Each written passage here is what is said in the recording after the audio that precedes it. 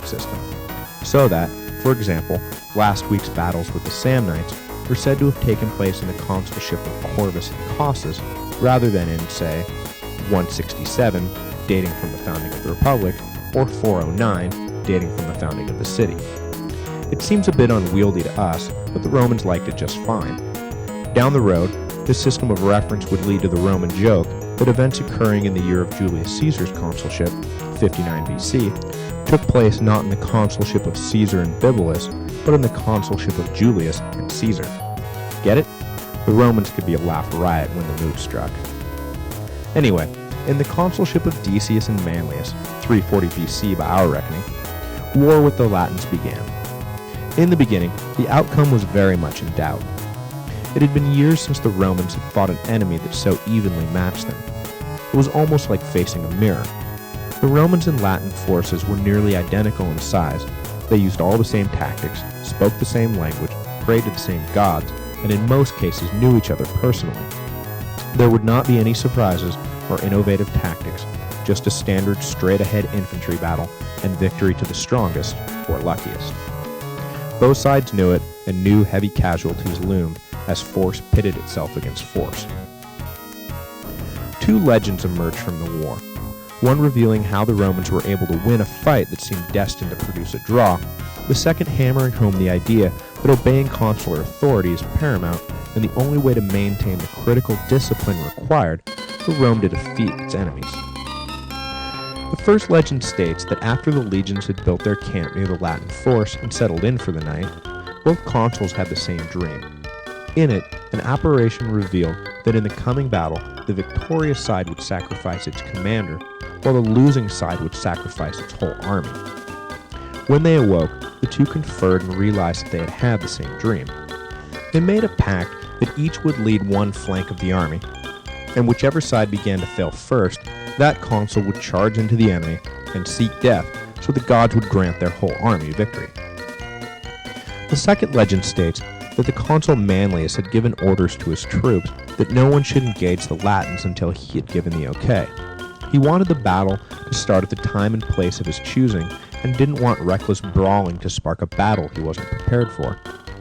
Manlius' son Titus, however, disobeyed the order while leading a cavalry detachment on patrol.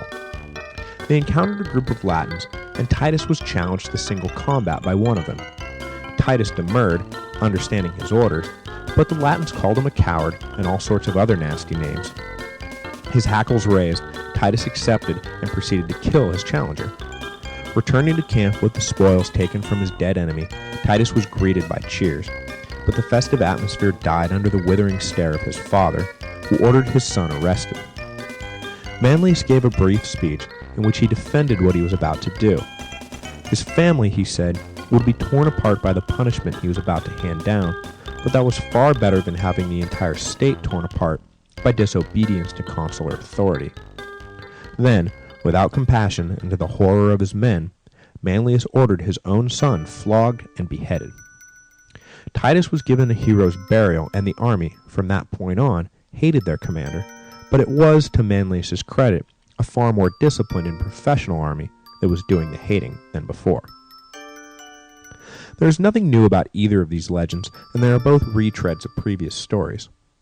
Those of you who know Greek history will recognize the familiar elements of King Leonidas' vision that Sparta must either lose a king or its freedom to the Persians, which led him to make his suicidal last stand at Thermopylae to save his city.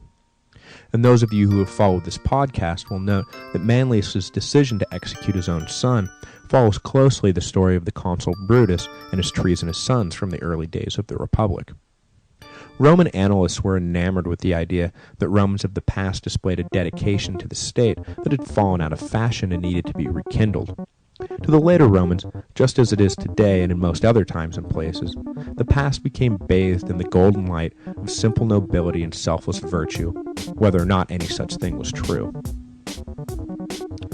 Legends aside, there was a battle, and it did take place, near the base of Mount Vesuvius. Yes, that Mount Vesuvius. The Latins and Romans lined up for battle, and the fight was joined, with Decius leading the left flank and Manlius leading the right. The fighting was intense and evenly matched, but soon the Roman left began to buckle under the weight of the Latin advance. Supposedly, Decius, knowing what he singed toga and veiled his face. Then, fully armed, he mounted his horse and charged into the opposing line. The Latins were at first terrified at the appearance of this mad, masked horseman, and Decius killed not an insignificant number before he was finally taken down by a shower of spears. Manlius, watching his colleague fall, knew that victory was within his grasp. He held back a reserve of veteran soldiers, and, when the Latins were worn down, Manlius sent in the fresh troops and the Latins broke.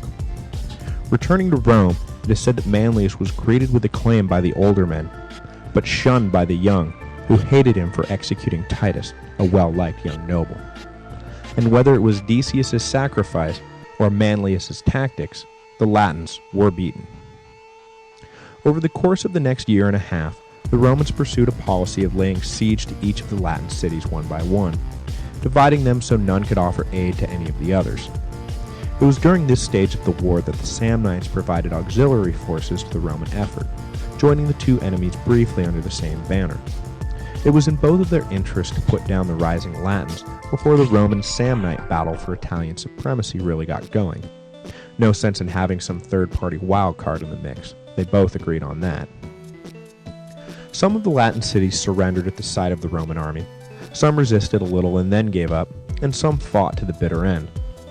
When it was over, Rome had subdued the entirety of Latium. At this point, the Latin League was abolished once and for all, and any independent Latin identity was destroyed forever. In the aftermath, the Senate gathered and decided the fate of each Latin tribe on a case-by-case basis. Those who gave up quickly or never joined the rebellion were given full Roman citizenship. Those who resisted some were allowed to keep intermarriage and trade rights, but denied the vote, while those who led the revolt were turned off their land and their holdings were colonized by Roman citizens. This treatment of the Latins was typical of Roman official policy. Anyone who was predisposed to friendship and did not resist Roman rule was welcomed openly into the empire and given an array of rights and privileges, while those predisposed to hostility and resistance were simply wiped off the map. Most nations and tribes fell into the former camp and found themselves well treated by their new Roman overlords.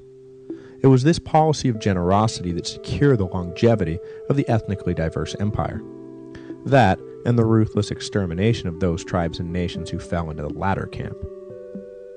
The stage is now set for one of the most important wars in Roman history, the Second or Great Samnite War. It is comparable in historical importance to the Second Punic War, which saw the Romans defeat Carthage, and the Macedonian Wars, which brought Greece under Roman control.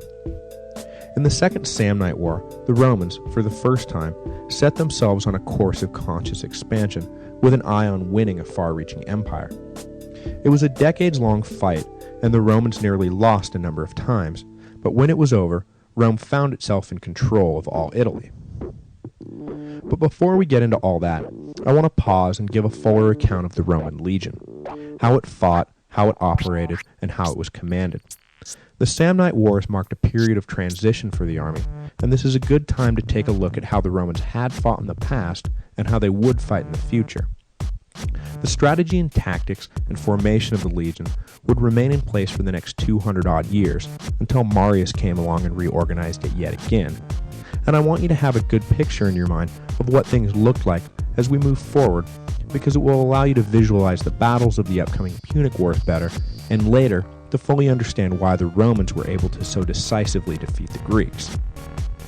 So next week we will learn about the phalanx, its strengths and weaknesses, and why the Romans scrapped it in favor of the maniple system. How many men a centurion really led? Hint, the answer is not 100. And what the word legion actually means.